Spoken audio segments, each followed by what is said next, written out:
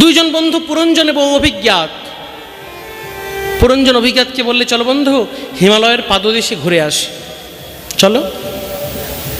দুই বন্ধু অভিজ্ঞাত এবং পুরঞ্জন হিমালয়ের পাদদেশে ঘুরতে গেলেন। ঘুরতে ঘুরতে ঘুরতে ঘুরতে হিমালয়ের অদূরে একটা দিব্য সুরম্য নগর দেখতে পেলেন। পুরঞ্জন বলছে অভিজ্ঞাতকে, বন্ধু ওই যে সুরম্য নগর দেখতে পাচ্ছ, খুব সুন্দর পুষ্প বিকশিত হয়েছে, খুব সুন্দর পাখির কূজন হয়েছে, চলো সেই সুরম্য নগরীর মধ্যে আমরা একটু বেরিয়ে আসি, ঘুরে আসি। অভিজ্ঞাত বললে, বন্ধু আমরা হিমালয়ের পাদদেশ দর্শন করতে এসেছি, আমরা কোনো সুরম্য নগর দর্শন করতে আসিনি, তাই যে কাজ করতে এসেছো সেটাই করো। না বন্ধু চলো, বন্ধু চলো, বন্ধু চলো। কত করে অনুরোধ করলেন, অভিজ্ঞাত বললে, তুমি যাও, আমি যেতে পারবো না। অভিজ্ঞাতকে পরিত্যাগ করে পুরঞ্জন নিজে একাকী চলে গেলেন সেই সুরম্য নগরীর মধ্যে।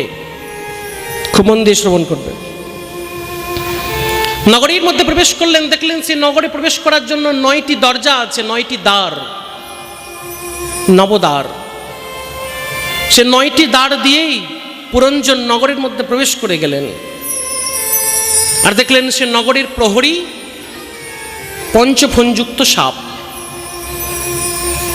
পুরঞ্জন নগরের মধ্যে প্রবেশ করলেন, আর প্রবেশ করে খুব সুন্দর সুরম্য নগর দেখে পুরঞ্জনের মনের মধ্যে দিব্য প্রশান্তি এলো, দিব্য আনন্দ এলো। নগরে ঘুরতে ঘুরতে ঘুরতে ঘুরতে একটি রমণী দেখতে পেয়েছে, রমণীর নাম পুরঞ্জনী। পুরঞ্জন পুরঞ্জনীকে পরিণয় করেছে, বিয়ে করেছে, আর পুরঞ্জনীর সঙ্গে সংসার পেতেছে সেই সুরম্য নগরের মধ্যে। পুরঞ্জন পুরঞ্জনীকে বিয়ে করেছে, সে নগরের নাম হয়ে গেল পুরঞ্জনপুরী। দিব্য সুখের সংসার যাতনা যাপন করছে। সে নগরের রাজা হলেন পুরঞ্জন, দাস দাসী তার সেবা করে। কিছুদিন পরে পুরঞ্জনের কানে খবর এলো যে অন্য দেশের রাজা এদেশকে আক্রমণ করেছে। অন্য দেশ মানে গন্ধর্ব দেশের রাজা চণ্ডবেগ পুরঞ্জনপুরীকে আক্রমণ করেছে।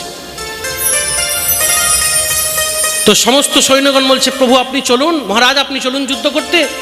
পুরঞ্জন বলছে, তোমরা যাও, আমি গেলে আমার পুরঞ্জনীর কি হবে? আমি গেলে আমার পুরঞ্জনীর কি হবে? তোমরা যাও, যেতে পারবো না। সমস্ত সেনারা প্রত্যেকে গেলেন, আর প্রত্যেকে গিয়ে যুদ্ধস্থলে নিহত হয়ে গেলেন।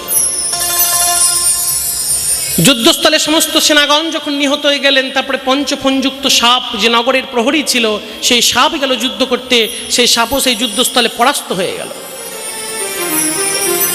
আর যখন যুদ্ধ করতে যাওয়ার কেউ নেই, অন্তিমে গেলেন পুরঞ্জন।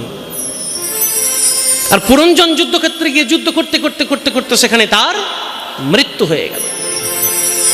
মরার সময় মনে শুধু একটাই মাত্র চিন্তা ছিল, আমি চলে গেলাম তো আমার পুরঞ্জনীর কি হবে? স্ত্রীর কথা ভাবতে ভাবতে দেহত্যাগ করলেন। পরবর্তী জন্মে সেই পুরঞ্জন একজন স্ত্রী দেহ প্রাপ্তি করলেন। গীতায় বলেছে না, অন্তকালে চ মামেব স্মরো মুক্তা কলিবরম। অন্তিকালে তুমি যে কথা চিন্তা করতে করতে দেহত্যাগ করবে, পরবর্তী জন্মে তুমি সেই ভাব প্রাপ্ত হয়ে যাবে। অন্ত্যয়ামতি সাগতিহি, অন্তিমে তোমার যা মতি হবে তোমার সেটাই গতি হবে। তো যেহেতু স্ত্রীর কথা চিন্তা করতে করতে দেহত্যাগ করলেন পুরঞ্জন, পরবর্তী প্রজন্মে পুরঞ্জন নিজে একজন স্ত্রী হলেন। পুরঞ্জন যে স্ত্রীজনী প্রাপ্ত হয়েছে, এত বিরহ আতুরা হয়ে গেল, ভাবছে স্বামীর সঙ্গে আমি সহমরণে চলে যাব। এত কষ্ট পেলেন। আর যেই সহমরণে যাবার জন্য অগ্নিতে নিজেকে ভস্মীভূত করার জন্য উঠতে যাচ্ছেন, এমন সময় সেই পূর্বজন্মের তার সেই বন্ধু অভিজ্ঞাত হাত ধরে টানছে। পুরঞ্জনী যে স্ত্রী দেহ প্রাপ্তি করেছে, সে বলছে, তুমি পুরুষ মানুষ, আমার হাত ধরে টানছো কেন? আমি রমণী। অভিজ্ঞাত বলছে, বন্ধু তুমি পুরুষ নও, তুমি আমার বন্ধু পুরঞ্জন, তোমাকে আমি পূর্বের কথা সব স্মরণ করাচ্ছি, এসো। অভিজ্ঞাত পুরঞ্জনীকে সঙ্গে নিয়ে এসে সব পূর্বের কথা স্মরণ করালেন। দেখো বন্ধু, তুমি আর আমি এই নগর পরিভ্রমণ করতে এসেছিলাম, আমার কথা অমান্য করে তুমি নগরের মধ্যে প্রবেশ করে গেলে, মায়ার দাসত্ব করে করে তুমি স্ত্রীকে বিয়ে করলে, তার কথা চিন্তা করতে করতে দেহত্যাগ করলে, পরবর্তী জন্মে তুমি একজন স্ত্রীজনী প্রাপ্ত হবে। এই পুরঞ্জন উপাখ্যান নারদ মুনি প্রচোদাগণকে শোনাচ্ছে। পুরঞ্জন উপাখ্যান কে? অভিজ্ঞাত এবং পুরঞ্জন, এই দুজন কে? খুব মন দিয়ে শুনবেন। পুরঞ্জন হচ্ছে জীবাত্মা, অভিজ্ঞাত হচ্ছেন পরমাত্মা। দুইজন বন্ধু হিমালয়ের পাদদেশে ঘুরতে এসেছে, মানে জীবাত্মা পরমাত্মা পৃথিবীতে আমরা এসেছি। কেন এসেছি? কৃষ্ণ ভুজিবার তরে সংসারেতে আইন, আর মিছে মায়াই বদ্ধ হয়ে বৃক্ষ সম হইন। পৃথিবীতে এলাম, মানে হিমালয় ঘুরতে এলাম, আর যা করতে এসেছি ভগবত ভজন করতে, তা না করে পৃথিবী মায়ার রূপী সুন্দর সংসার দেখেছি। দেহ, সুন্দর দেহ, দেহকে সজ্জিত করার জন্য আমরা বলছি বন্ধু চলো না একটু এই দেহের মধ্যে সুন্দর মায়ার সংসারে ঘুরে আসি। পরমাত্মা অভিজ্ঞাত বলেছে বন্ধু যেটা করতে এসেছো সেইটা করো। তার মানে ধর্ম করতে এসেছো, ভগবত যাজন করতে এসেছো, ভগবত চিন্তন করতে এসেছো, সেইটা করো। মায়ের দাসত্ব কেন করবে? না বন্ধু চলো, না বন্ধু চলো বলেছেন না? গেলে তুমি যাও, আমি যাব না। জীবাত্মা নিজে একা চলে গেলেন পরমাত্মাকে দরজায় ছেড়ে। বেদান্ত দর্শনে বলছেন জীবাত্মা পরমাত্মা একটি গাছের দুটি পাখি। একটি পাখি ফল খায়, একটি পাখি দেখে রাখে। জীবাত্মা পুরঞ্জন যা যা করছে অভিজ্ঞাত দেখে রাখছে সব। নগরের মধ্যে প্রবেশ করলো, নগরের 9টি দ্বার, নবদ্বার শরীর। নগর মানে শরীর, শরীরের 9টি দরজা, 2টি কর্ণ, নাসিকা, মুখমণ্ডল, চক্ষু, পায়ু, উপস্থ, 9টি দ্বার। 9টি দ্বার দিয়ে জীবাত্মা শরীরে প্রবেশ করলো।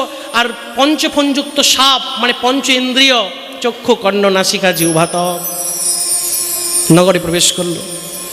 নগরীর মধ্যে এসে খুব সুন্দর মায়ারূপী পুরঞ্জনীকে বিয়ে করেছে, আর মায়ারূপী পুরঞ্জনীকে বিয়ে করে খুব সুন্দর মায়ার সংসার যাপন করছে। গন্ধর্ব এসে চণ্ডবেগ আক্রমণ করলো। চণ্ডবেগ মানে সময়, সময় আমাদেরকে আক্রমণ করলো। আস্তে আস্তে আমরা জড়াগ্রস্ত হচ্ছি। সেনাগণ বলছে চলো প্রভু যুদ্ধে যাও, মানে একটু ভগবত ভজন করো। বলো তোমরা যাও, আমার যাওয়ার এখন সময় নেই। আমরা গেলে আমার পুরঞ্জনীর কি হবে? তোমরা যুদ্ধ করো, আমার সময় নেই। আমি গেলে আমার মায়ার সংসারের কি হবে? একে একে প্রত্যেকজন যুদ্ধে গিয়ে পরাস্ত হয়ে গেল। চক্ষু, কর্ণ, নাসিকা, জিহ্বা, ত্বক। কর্ণ পরাস্ত, শুনতে পাচ্ছি না। চক্ষু পরাস্ত, দেখতে পাচ্ছি না। নাসিকা পরাস্ত, আঘ্রাণ পাচ্ছি না। জিহ্বা পরাস্ত, স্বাদ পাচ্ছি না। সবাই যখন যুদ্ধক্ষেত্রে সময়ের সঙ্গে যুদ্ধ হয়েছে, তো গন্ধর্ব রাজা চণ্ডবেগের সঙ্গে যুদ্ধ হয়েছে। চণ্ডবেগ মানে সময়। যুদ্ধ করতে করতে যখন প্রত্যেকে আমরা যুদ্ধস্থলে হেরে গেলাম, অন্তিমে যখন আর কেউ নেই যুদ্ধ করার, শেষে আমি যাচ্ছি জীবাত্মা মানে মৃত্যু।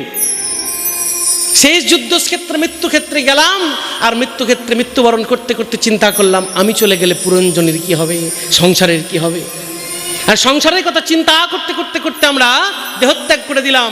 আর যেহেতু সংসারের কথা চিন্তা করতে করতে মৃত্যুবরণ করলাম, পরবর্তী জন্মে আবার আমরা এই সংসারের মধ্যেই পতিত হলাম। বলে ভক্তবৎসল ভগবান কি।